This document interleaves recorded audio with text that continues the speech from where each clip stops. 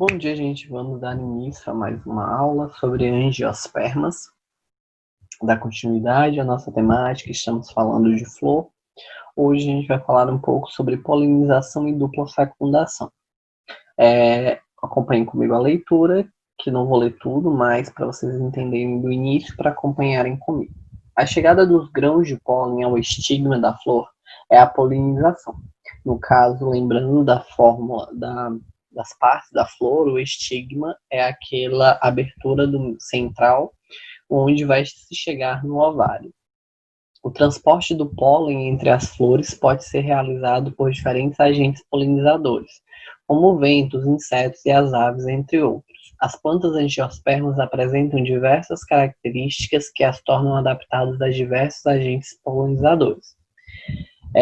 Flores polinizadas aqui mais embaixo por animais geralmente apresentam características atraentes para os polinizadores, como corolas coloridas e vistosas, glândulas odoríferas e nectários, que são glândulas produtoras de substâncias açucaradas.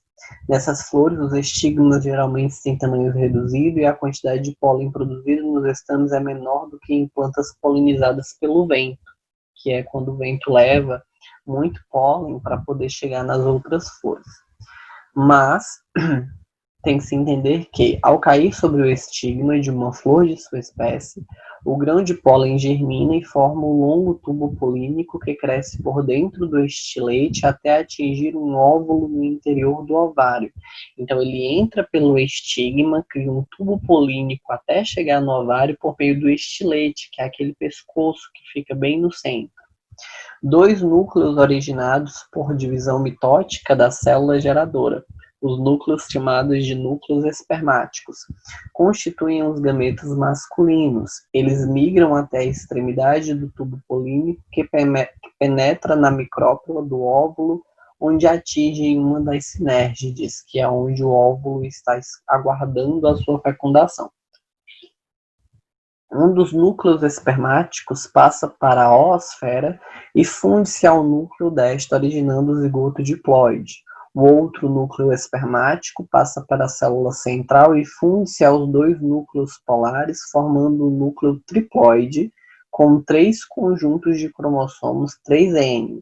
A multiplicação desse núcleo triploide dá origem a um tecido denominado de endosperma, que acumula substâncias para a nutrição do embrião.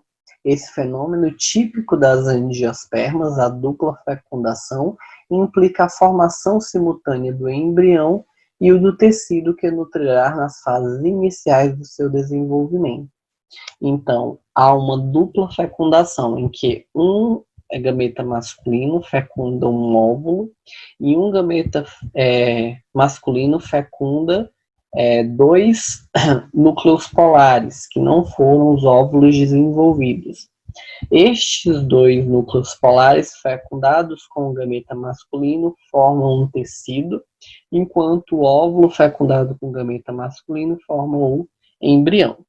Continuando, aqui é um esquema sobre o que a gente está falando, em que a gente tem aqui o saco embrionário, o núcleo do tubo polínico sendo criado, a sinérgide que recebe os núcleos espermáticos, a fecundação da oosfera, o gameta feminino, a formação do zigoto e o desenvolvimento do embrião, além do endosperma em formação, que é o 3N, que é essa camada de tecido protetor e nutritivo.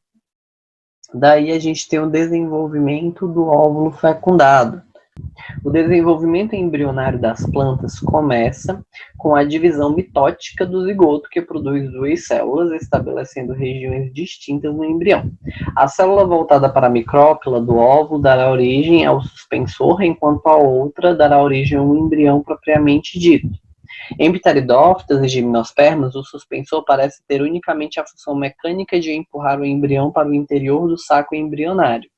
Em alguns casos, já totalmente preenchido por endosperma. Nas angiospermas, ele possui não apenas essa função, mas também participa da nutrição das células embrionárias. Após cumprir seu papel, o suspensor degenera em um processo chamado de apoptose.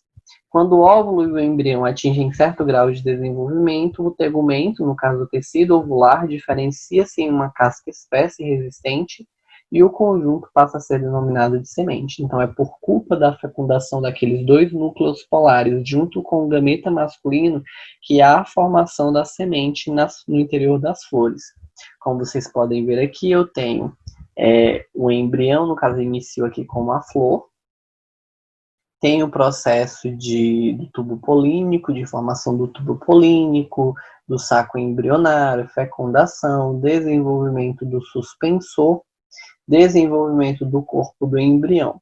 Com o passar do tempo, o crescimento do embrião se desenvolve e começa a formar um tegumento aqui ao redor da endosperma. Então, o embrião se desenvolve cada vez mais, o tegumento se forma cada vez mais espesso e rígido, até que há a formação da semente com o embrião interno sendo protegido por esse tegumento, mais essa casca que é auxiliada pelo suspensor no início, que depois se degenera.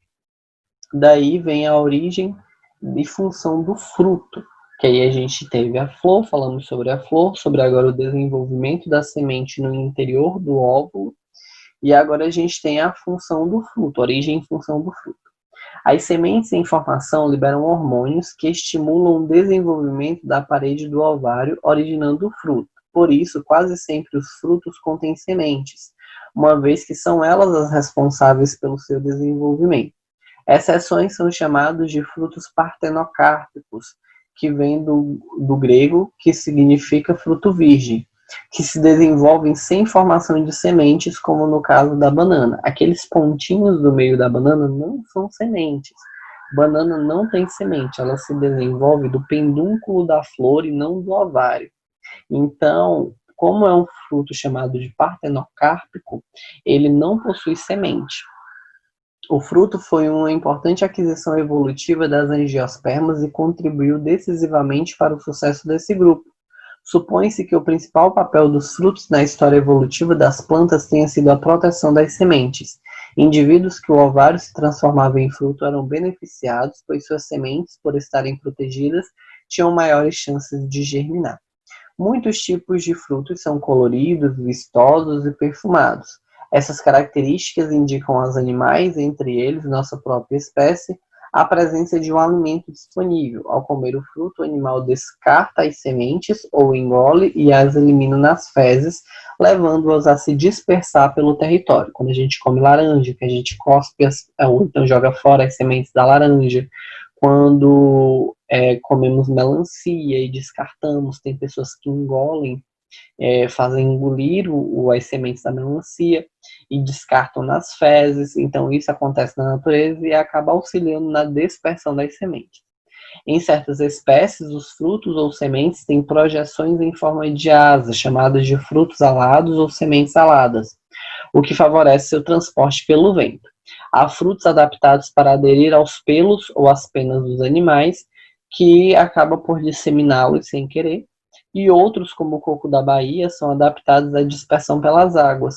A estrutura fibrosa retém ar, possibilitando a flutuação e com que a água leve ele para outros ambientes para ser germinado. Com isso, vocês agora vão ficar responsáveis por fazer a atividade. Foi uma aula bem curta que a gente teve hoje, com mais esses critérios de compreensão. A atividade de vocês é da questão 8 à questão 23, e vocês vão ter o prazo para me entregar até o dia 23 de julho, certo? Encerramos nossa aula por aqui. Qualquer dúvida, me mandem mensagem. Aqui embaixo vocês têm um link para baixar o livro, assim como um link também para responder essa atividade, colocar as respostas lá. Prestem atenção no prazo, ok? Qualquer coisa, mandem mensagem. Tchau, até a próxima aula.